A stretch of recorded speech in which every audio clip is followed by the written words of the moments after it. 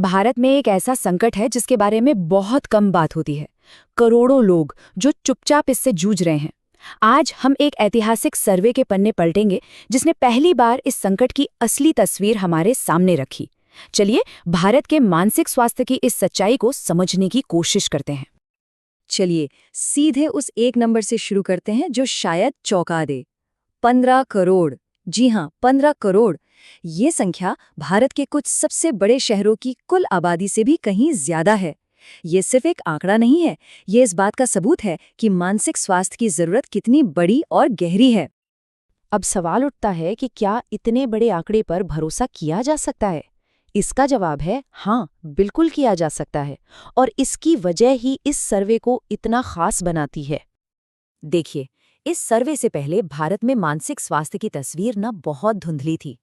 सोचिए जैसे कोई पहेली सुलझाने की कोशिश कर रहा हो, लेकिन सारे टुकड़े अलग अलग डब्बों से आए हों। अलग अलग स्टडीज, अलग अलग तरीके, किसी के पास कोई ठोस जवाब नहीं था। एक भरोसेमंद राष्ट्रीय तस्वीर बनाना लगभग नामुमकिन था। तो फिर नेशनल मेंटल हेल्थ सर्वे यानी NMHS ने ऐसा क्या अलग किया? उन्होंने पूरे देश के लिए एक ही रूल बुक बना दी। जैसा हम देख सकते हैं, पुराने सर्वेस के बिल्कुल उलट NMH ने 12 राज्यों में एक ही समय पर एक ही तरह के सवाल पूछे और एक ही तरीका अपनाया। ये पहली बार था जब हमें पूरे भारत की एक साफ और भरोसेमंद तस्वीर मिल रही थी। और हाँ, ये कोई छोटा मोटा सर्वे नहीं था, ये बहुत बड़े पैमाने पर किया गया था। जरा सोचिए, 12 राज्यों में लगभग 40,000 लोगों से बात की गई। इसके लिए वैज्ञानिक तरीके अपनाए गए ताकि समाज का हर तबका इसमें शामिल हो, और 200 से ज्यादा क्वालिटी चेक मीटिंग्स के साथ ये पक्का किया गया कि जो भी डेटा मिले वो चट्टान की तरह ठोस हो। और ये सब रातों रात नहीं हुआ। जैसा कि इस टाइमलाइन में साफ है, ये कई सालों का मिशन था। 2013 में इसकी प्लानिंग शुरू हुई और 2016 में जाकर अंतिम रिपोर्ट आई। हर कदम बहुत सोच समझ कर उठाया गया ताकि नतीजे एकदम सटीक हों। तो इतनी बड़ी मेहनत के बाद आखिर पता क्या चला? चलिए अब उन चौंकाने वाले नतीजों पर नजर डालते हैं जो भारत में मेंटल हेल्थ की असली कहानी बयां करते हैं। पहला और सबसे बुनियादी आंकड़ा 10.6%। इसका असली मतलब क्या है? इसका मतलब है कि अभी इसी वक्त 18 साल से ज्यादा उम्र के हर 10 में से एक से ज्यादा व्यक्ति किसी न किसी मानसिक स्वास्थ्य समस्या से गुजर रहा है। लेकिन कहानी यहीं खत्म नहीं होती।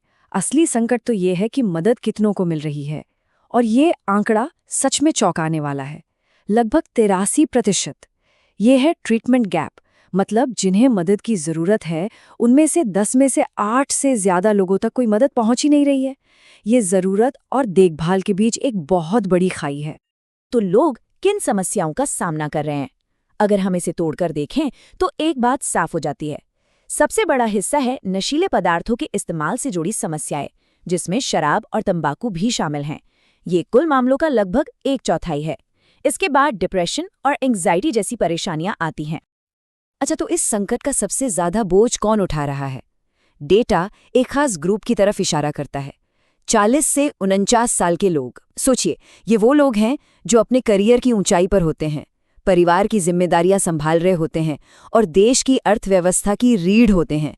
जब वे संघर्ष करते हैं तो इसका असर सब पर पड़ता है। और एक और दिलचस्प बात सामने आई, शहर बनाम गांव का फर्क। पता चला कि बड़े मेट्रो शहरों में रहने वाले लोगों में मानसिक स्वास्थ्य समस्याओं का प्रसार काफी ज्यादा है। शायद इसकी वजह भाग दौड़ भरी जिंदगी, काम का दबाव या अकेलापन हो सकता है। ठीक है, तो हमने बहुत सारे आंकड़े देख लिए, लेकिन इन नंबरों के पीछे असल इंसानों और परिवारों पर क्या असर पड़ रहा है? चलिए अब बात करते हैं इसकी मानवीय कीमत की। रिपोर्ट से लिया गया ये एक वाक्य जमीनी हकीकत को बयां करता है। कलंक और जानकारी की कमी के कारण कई परिवार सही मदद लेने की बजाय पहले दूसरी जगहों पर जाते हैं। इससे बहुत कीमती वक्त बर्बाद हो जाता है। और इसका असर लोगों की रोजमर्रा की जिंदगी पर बहुत गहरा होता है। जैसे डिप्रेशन को ही ले लीजिए। डिप्रेशन से जूझ रहे 10 में से 7 लोगों का कहना है कि ये उनके पारिवारिक जीवन को बुरी तरह प्रभावित करता है। रिश्तों में तनाव आता है और रोज के काम करना भी मुश्किल हो जाता है। और फिर आता है आर्थिक बोझ। बात सिर्फ इलाज के खर्च की नहीं है, जो हजारों रुपए महीना हो सकता है। दूसरे कॉलम को देखिए, परिवार के सदस्यों को देखभाल के लिए काम से कितनी छुट्टियां लेनी पड़ती हैं। इसका असर पूरे परिवार की आर्थिक स्थिति पर पड़ता है। तो ये तस्वीर काफी निराशाजनक लग सकती है ना?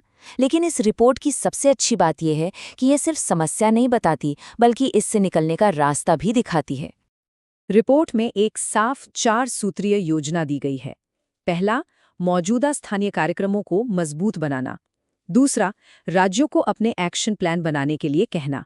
तीसरा, मेंटल हेल्थ सपोर्ट को स्कूल और दफ्तरों जैसी जगहों से जोड़ना।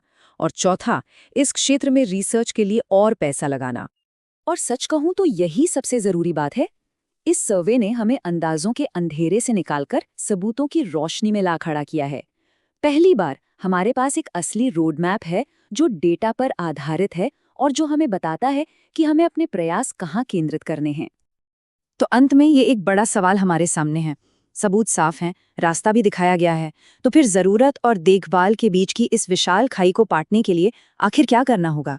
ये सवाल सिर्फ नीति बनाने वालों के लिए नहीं है, बल्कि हम सभी के लिए है।